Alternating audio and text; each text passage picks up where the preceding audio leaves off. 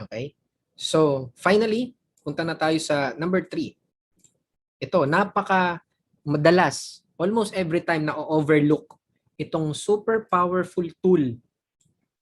Very, very powerful tool, madalas na overlook natin. Okay, madalas na overlook natin, di natin ginagamit, na makakatulong sa iyo para magkaroon ka ng millionaire identity.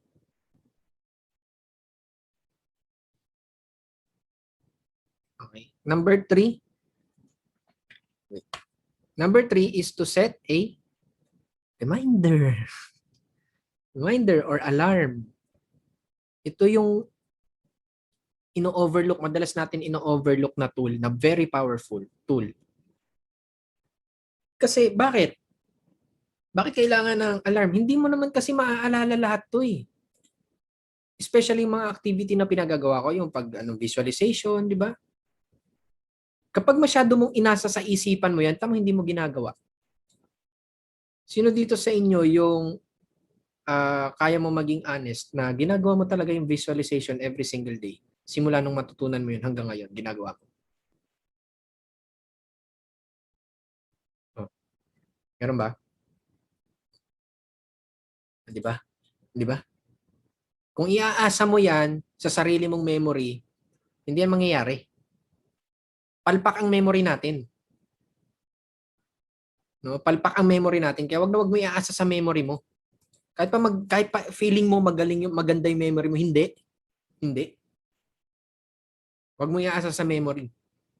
Mga bagay na inaasa mo sa memory mo, makakalimutan mo yan. Ako nga mismo eh. Kahit araw-araw naman ako nag-workout, may reminder pa din ako. Ilang buwan na ako nag-workout, 6-7 months. Pero may reminder pa rin ako. Hindi pa rin ako tumitigil sa reminder. Kasi malay ko makalimutan ko. Pero madalas, nauuna na ako sa reminder ko. Nauuna na ako mag-prepare. Diba? Hindi ko na kinailangan ng reminder sa paghataw kasi noon ginamit ko yung reminder eh. Nung hindi pa ako sanay doon sa ginagawa ko, sa mga activities na ginagawa ko every single day, profit producing activities. Pero nung nasanay na ako, which is inuuna ko na, nauuna na ako sa alarm at the same time, wala na, isanay na talaga ako. Pattern na ako eh. Ilang taong ko na itong ginagawa. Naka-pattern na ako. Basta umupo ako sa upuan ko, dati hindi pa gaming chair, simpleng monoblock lang dati yung gamit ko. Basta ako umupo na, tas nasa harapan na ako ng laptop ko noon, nagsisimula ako, trabaho na. Naka-program na ako na ganun. Kasi ilang taong ko na siyang ginagawa. Hanggang ngayon, basta ako umupo na sa upuan na to, nasa harapan na ako ng PC ko, program na ako ng trabaho. Hindi ko nga kayang maglaro kahit pilitin ko yung sarili ko. Dati, baliktad.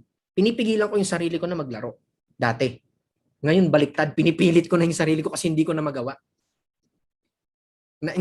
Iba na yung pakiramdam ko eh. Gusto ko tatrabaho lang ako pag nandito ako eh. Pinipilit ko pa yung sarili ko na magpahinga. Ganun ako ka-obsess. Kasi na-program na eh. Automatic na siya. Hindi ko na kailangan pilitin yung sarili ko na kailangan ko na naman trumabaho. Kailangan ko na naman humataw sa business. Kakausap na naman ako ng mga negative. Hindi ko na kailangan isipin yun. Automatic ko na siyang ginagawa. Kahit pigilan ko yung sarili ko, hindi ko magawa. Ang hirap. Baliktad na. Kasi na-program na siya. And tad kasi ako na reminder. Ngayon, napakarami kong reminder. Hanggang ngayon, ang dami kong reminder. Kaya hindi ko hawak tong cellphone ko eh. Kasi ang daming alarm dito. Ang dami kong mga kailangan gawin na hindi ko maaalala lahat. Bukod sa mga reminders ko, meron pa akong mga to-do list. Pero ang pinaka-importante, reminder. Kasi kahit may to-do list ka, kung nakalimutan mo naman tingnan yung to-do list mo, wala rin kwenta yun. Kaya hindi excuse yung nakalimot. Wag niyong gagamitin yung excuse na nakalimutan ko. Hindi ka nakalimot.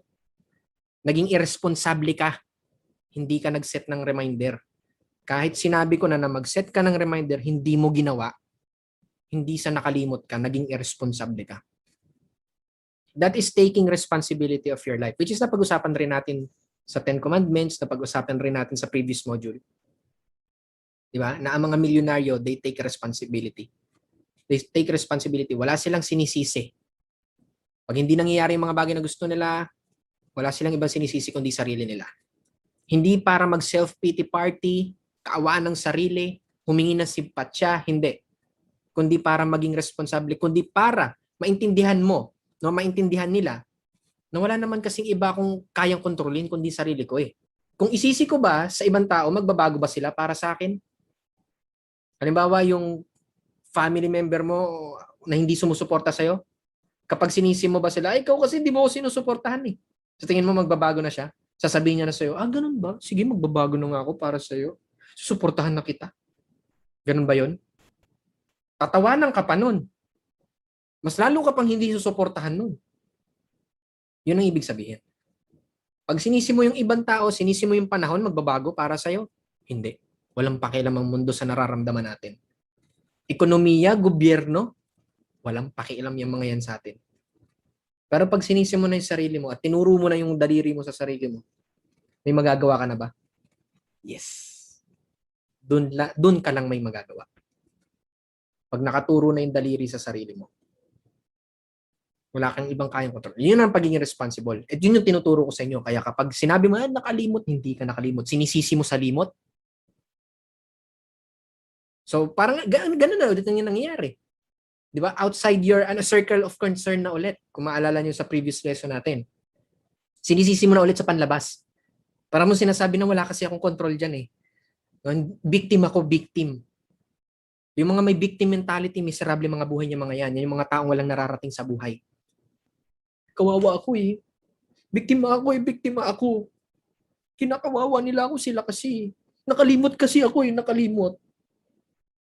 Hindi ka nakalimot, di ka nag-set ng alarm. Kasalanan mo yun.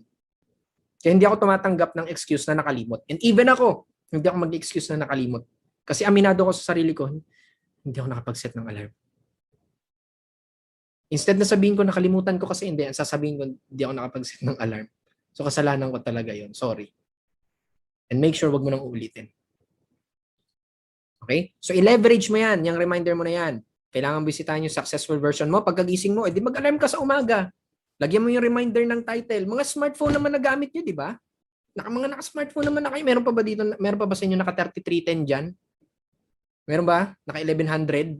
Kahit ngayon may alarm eh. Di ba? O na mga naka-smartphone na kayo. So lagyan mo ng label yung alarm mo. Lagyan mo ng label kung ano yung dapat mong gawin. Pag nag-alarm ng gantong oras, visit your successful version. Gawin mo na kaagad. Huwag mo i-snooze yan. Kasi the moment na ginawa mo yon, the moment na mas lalo kang mahihirapan eh. In-snooze mo, in-ignore mo, di mo ginawa. Kung hindi mo mapasunod yung sarili mo, hindi mo mapapasunod ang ibang tao. Tapos gusto mo maging leader? Gusto mo maging success? Katulad ng binanggit ko, di ba, sa previous lesson, ang nagiging successful lang sa ganitong klase ng negosyo, leader. Wala nang iba. Kung hindi ka leader, di ka magiging successful dito. Gusto mo maging leader. So ngayon, ginusto mo maging leader, hindi mo mapasunod yung sarili mo? Paano ka magpapasunod ng ibang tao? Paano ka susundin ng mga mai-sponsor mo? Paano ka susundin ng ibang ililid mo? Mismo sarili mo, di mo mapasunod. Lahat ng sinasabi ko sa inyo ngayon, ginawa at ginagawa ko. Kaya malakas ang loob ko magsabi ng dapat mong gawin. Kasi alam ko sa sarili ko, ginawa ko yan or ginagawa ko yan. Katulad ng ginagawa ko yan sa inyo, alarm. Marami akong alarm pag nakita mo to. Pag nakita mo lahat ng mga naka-alarm dito. Ang dami. Every single day, araw-araw. Meron akong mga naka-alarm dito na kailangan kong gawin araw-araw. Meron akong naka-alarm dito na kailangan kong gawin weekly. Meron akong naka-alarm kailangan kong gawin monthly, quarterly, semi-annually, and even yearly. May nakalagay na alarm. Kasi hindi ko maaalala eh. Isipin mo yan, yearly, maalala ko yan. Na kailangan kong gawin every year. Di ba? Hindi ko maalala yun. So, nilalagay ko siya sineset ko siya as reminder. So, mag-set ka ng reminder kung kailan mo gagawin yung successful version. Pwedeng sa umaga, pwedeng sa gabi. Mas maganda, 2 beses. Sa umaga at sa gabi. Umaga pagkagising mo, gabi bago ka matulog. Mag-set ka rin ng alarm kung sa oras na kailan ka dapat humahataw. Kailan mo dapat ginagawa yung negosyo mo. Lalo-lalo na kung part-time ka. Set ka ng alarm. I-adjust mo na lang siya. Depende sa sitwasyon, i-adjust mo na lang siya. Hanggang sa makuha mo yung tamang oras. Diba? Kasi for example, nagtatrabaho ka, lalo na kung lumalabas ka pa ng bahay para makapagtrabaho, dahil nagko-commute ka halimbawa, hindi naman pwedeng pagka-out na pagka-out mo is negosyo agad. Actually, pwede eh. Kasi kung nakadata ka naman, habang nagko-commute ka, di magne-negosyo ka na sa smartphone mo. Pwede naman. Di ba? Pero kung wala kang data, kailangan mo pang umuwi sa bahay nyo para makapag-internet, para makapagsimulang humataw. Di ba? E di, calculate mo yung oras ng biyahe hanggang sa dumating ka doon. O that's the time na i-set mo yung alarm. Yung mga ganon, yun yung ibig ko sabihin. May adjust mo na lang. Kasi ang goal is masanay ka. Sa simula ng pag-create ng success habit mo, sa simula ng pag-create ng pagbabago sa identity mo, so simula, kailangan pa dyan ng willpower. Kailangan mo talaga ng willpower. Which is yung sinabi ko na nga kanina, once na mag-set na yung alarm, kasi hindi naman gagawin ng alarm para sa'yo eh. Yung alarm taga-remind lang eh, ng kailangan mong gawin. Pero ikaw pa rin naman yung gagawa eh. So once na nag-set ka ng alarm, gawin mo agad. Yun yung willpower na kailangan mo. Gawin mo na kaagad. Sundin mo kaagad. Kasi ang pinakang goal natin, masanay ka. Hanggang sa dumating yung point na nauunahan mo na yung alarm mo. Kapag nangyari na yun, ibig sabihin naging habit na siya. Which is, tinuro ko yan sa success habit din. So balikan nyo yung success habit, reviewin nyo yun. So kung meron kayong dapat reviewin, kayong mga lahat na nandito, kung meron kayong dapat reviewin every single day, every single week, siguro at least once a week, na kailangan nyo reviewin, Success Bootcamp. At saka itong Millionaire Mind Bootcamp. Pinaka-importante yung tatlong success eh. Yung success reprogramming, success habit, at saka, anong isa? Meron na nagbanggit. Success, ano nga ba yun? Ano nga ba yun? Naman yung ako? Awakening yun, awakening. Yun yung tatlong success na yun. Yung kailangan nyo na reviewin kasi napaka-powerful talaga. Okay? So, yun lang naman yung ating training for today. Marami ba kayong natutunan so far? Marami ba kayong natutunan? Ayos ba? Meron na lang tayong natitirang dalawa na training para dito sa Millionaire Mind. So, yung mga susunod natin na training ay technical na siya. So, medyo technical na to. Kumbaga parang advanced na lesson kumpara dun sa money mindfulness. Mas advanced kumpara dun. So, medyo technical na tayo talaga dito. Okay, so I hope na marami kayo natutunan. Make sure apply nyo kaagad. Ngayon naman, baka pagkatapos nitong training natin, hindi mo pa rin ginawa. Bahala ka na. Bahala ka sa buhay mo.